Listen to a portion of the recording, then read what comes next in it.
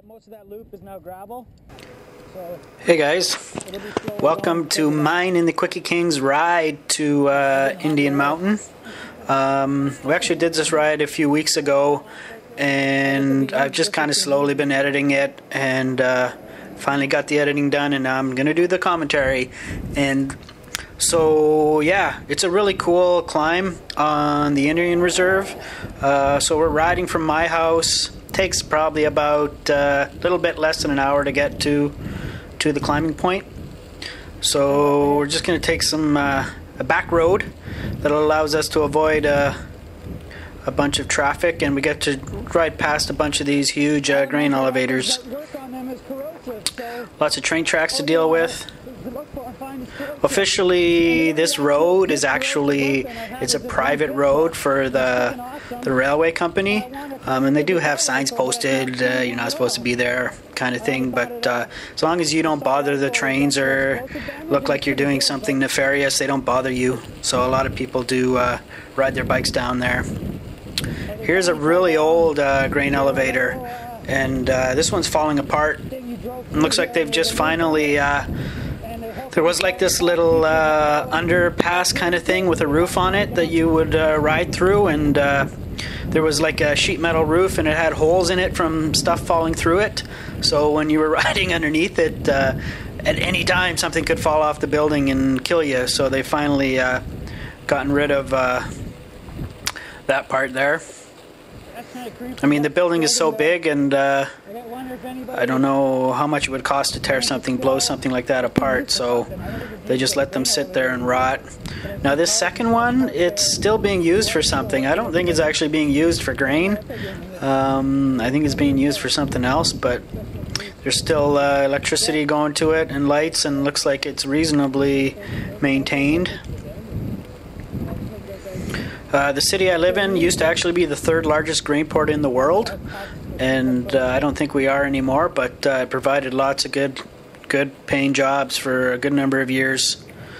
So we're crossing the mighty Kaministiquia River across the Jackknife Bridge. I think this bridge is over 100 years old. Yeah, I saw the plate on it. It's like 100 years old or a little bit over. Definitely not designed for modern transportation needs, but it's owned by, from what I understand, it's actually owned by the railway company, so if they don't want to fix it, they don't have to. They're basically doing us a favor by letting us use it. It was the legal situation, I understand. So that's Mount McKay looming in the distance. I've taken you there a few times, and I'll be taking you there some more this winter, especially on my new fat tire Surly Pugsley Necromancer. Just a beautiful time of year with the fall foliage. It's absolutely gorgeous. And that's the mighty Mount McKay on the other side. I don't think I've really shown you this side of it before. Yeah, if you notice there, I shifted gears with the palm of my hand because my thumb was still so sore from my motorcycle accident a couple months ago that I still can't push the shifter with my thumb. So here we are in the south, there I go again using my palm, in the southeast corner of the reserve. And this road runs along Lake Superior and runs along these cliffs. It's an absolutely beautiful spot. Really lucky to have some place like that so close. I mean, everything where I live is just a hop, skip, and a jump away when it comes to nature and natural beauty. So I think this is called Squaw Bay Road. It's not maintained. It's really quite rocky in places, but it's not so bad. There's a few short, steep hills, but nothing too dramatic. Gives you an idea how bumpy it is there. It's all rock, kind of underneath the leaves, and makes it a little bit treacherous because you can't actually see what you're riding over. Beautiful view of Lake Superior on the left. Check out all the shale here on the right. It's like little bits of rock that have fallen off the cliff over years and years and years. Hundreds, if not thousands of years. Sweet little downhill section here. My front shock on this bike is set up really, really stiff. because I've been doing a lot more like gravel road riding on it, and I don't want it being all mushy gushy. There I am using the palm of my hand to shift. This was probably the toughest climb that we had to deal with.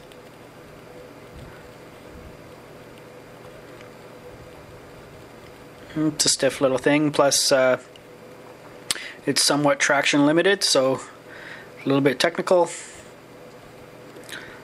Lots of hunks of rock that your rear tire can slip out on you. I haven't been doing a lot of mountain biking, like real mountain biking, so my technical skills are, they're definitely lacking.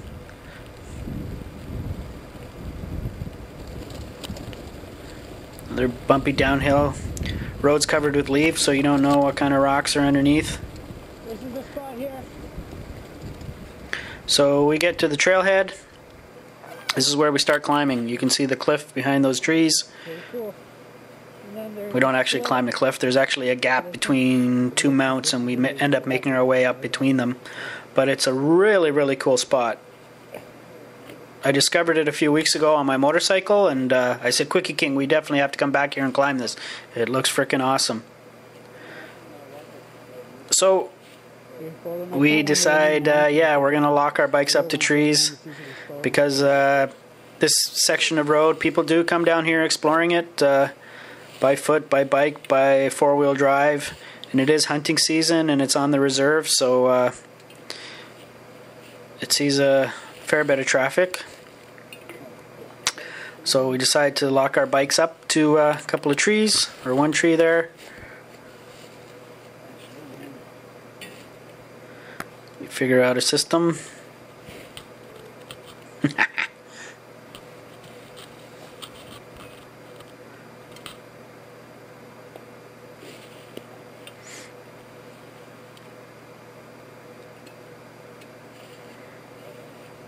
There we go.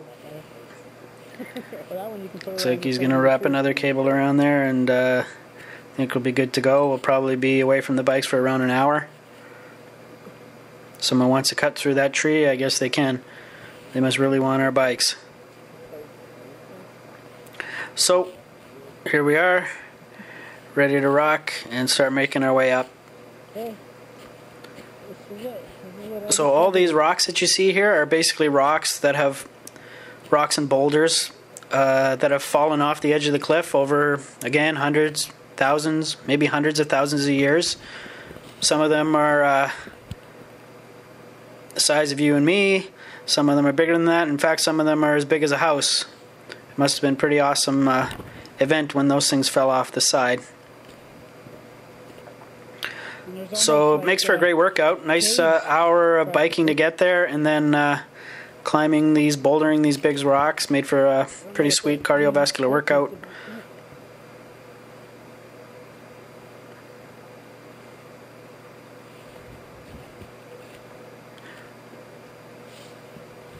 And the other sweet thing is some of the views and vistas of Lake Superior are just awesome. So here's one of the vistas.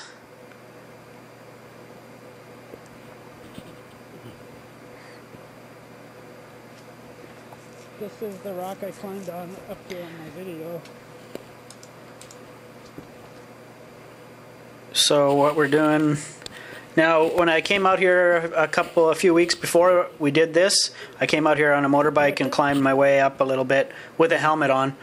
So I climbed up to this point, and again, just a flippin' beautiful view. 4 pounds, it totally affects your balance. Like when you have to have. And I said, I gotta come back here, and we gotta climb all the way to the top. The color of the water, right? It's cool. And literally, you could drive from my house in a car, you could get to this point in like 15-20 minutes. But I mean, it just looks like we're in the remote wilderness.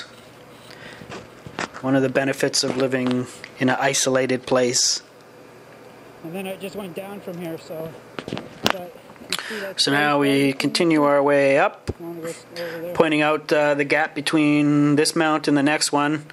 It looks like you can probably climb up between them. So that's where we're heading, kind of crossing our way. Heading up a few steps at a time. It's easy to break a leg or an ankle or something here. You fall into one of these.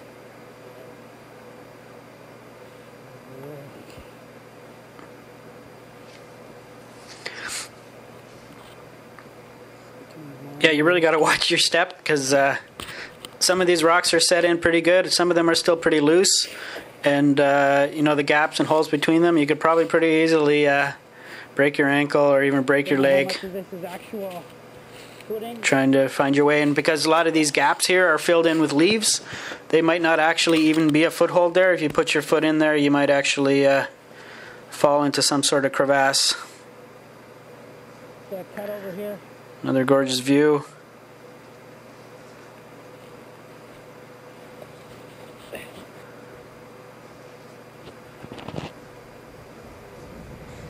Here we go again, another view. Well, you would think they would. Man, what an absolutely amazing time of year. The area I live in the fall is just stunning. And if you agree, hit the like button. Look at the color of the water too. It's like aqua. That's the mighty Lake Superior.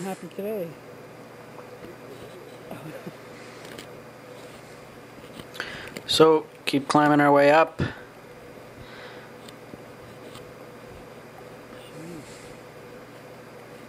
Just one beautiful view after another. That view never gets old.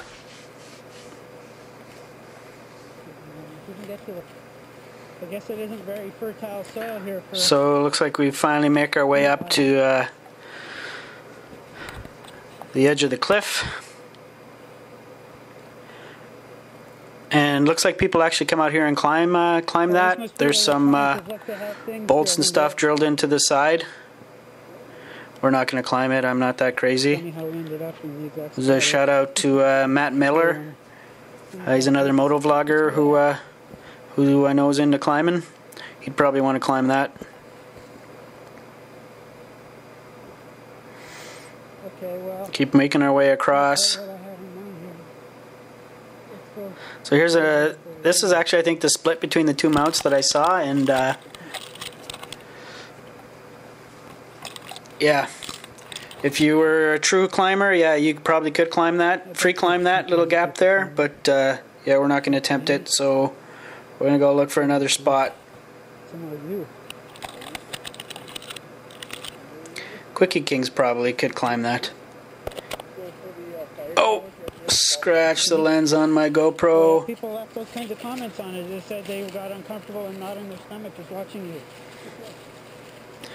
Great time of year to do this. No bugs, no mosquitoes, and no black flies. And the other thing is, we got ticks bad in our area now. This spot I thought was really cool. So all these little rocks basically have, again, themselves fallen off and rolled their way down there. It was really kind of neat. And this is, these rocks aren't really set in place, so they can easily roll down. Not the greatest foothold, so a good thing we kind of came out at the top of it, because it would have been interesting to climb it, although I do want to go back and climb those rocks. It'd be a nice little workout, actually. So, start making our way up. The fact that I have to use my hands there gives you an idea how steep this section actually is. Yeah.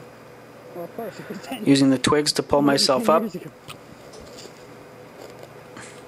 Some of them are like prickle bushes, so you go and reach for them and grab them, and you're like, ah! And find something else to hold on to. Nature's way of saying stay away. Nature's way of saying stay away. Man, this part here really got my heart rate going. I think I got up into the 150s, which is like almost close to race pace heart rate on a bicycle for me. So keep making our way up. Looking for anything I can grab onto to pull myself up. Definitely a tough slog. Awesome little bit of cardio here.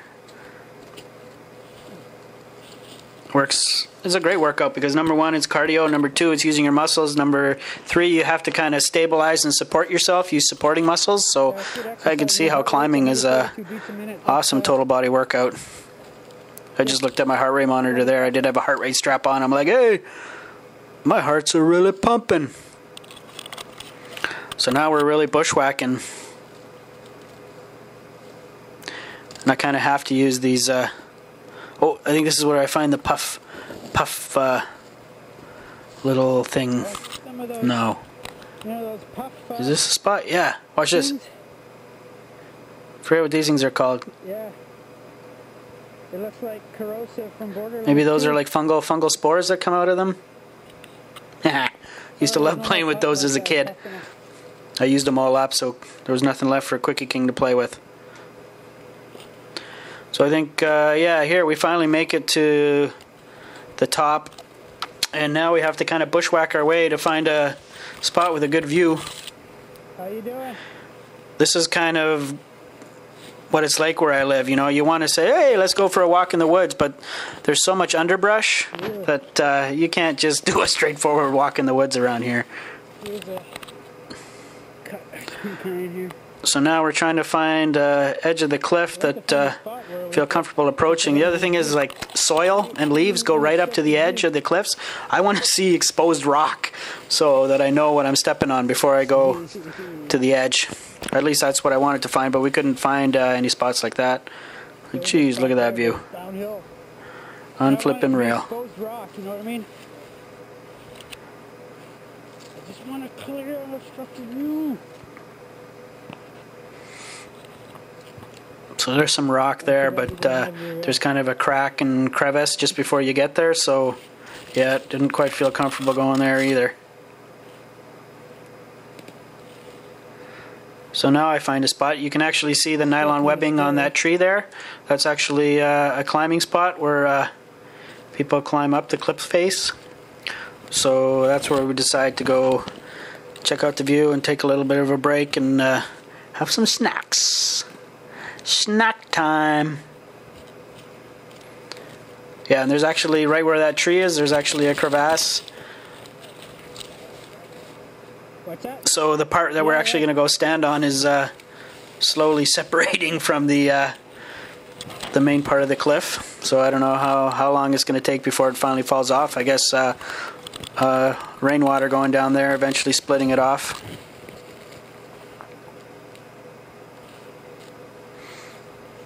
Yeah, now I'm so close to the edge that I don't feel comfortable really standing up. So I'm using all the twigs in the trees.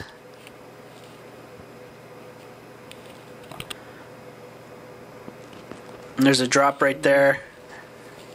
You would die if you fell.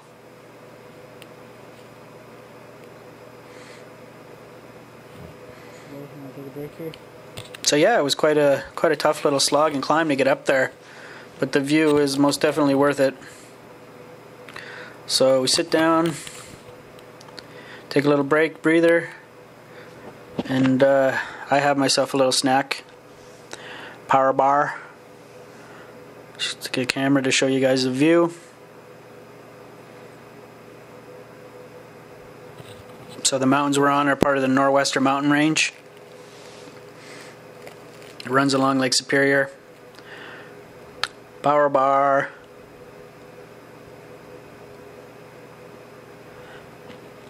Got a carb up. All in all, this was 3 hours of pretty much non-stop exercise, except for this break here. Got to keep the carbs coming in.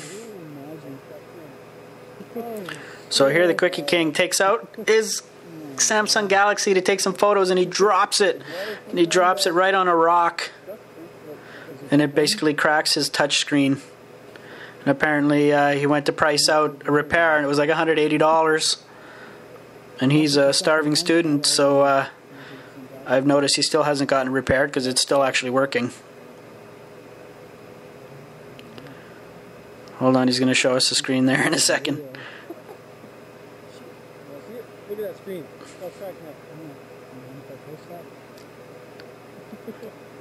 Ouch. That hurts.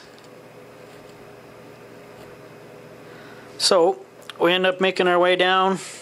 There's just a couple other things I wanted to show you guys.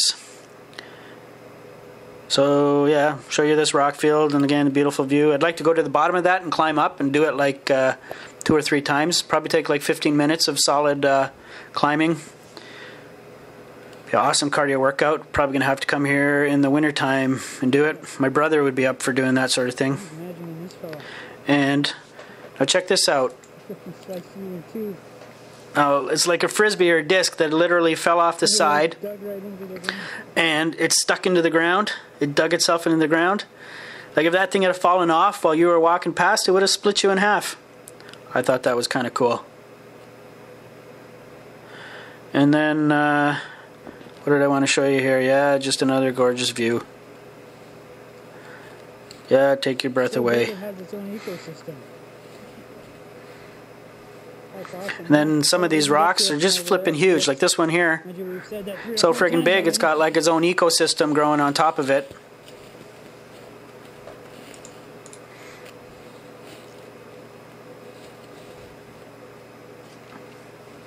I wanted to climb up on top of it, but I'm kind of a little more vertically challenged than the Quickie King, and I couldn't get up there.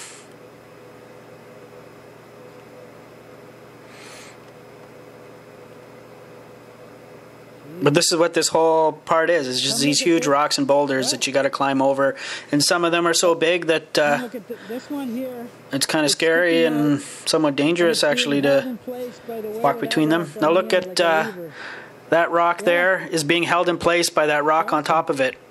So when they fell and were sliding down, that's where they stopped. I thought that was kind of cool. How hard was it to jump up?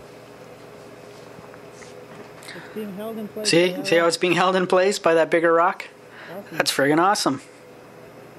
Yeah, it took me a while to edit this video and do this commentary because it's not going to get a lot of views, but I know the people that do watch it are the kind of people that appreciate it.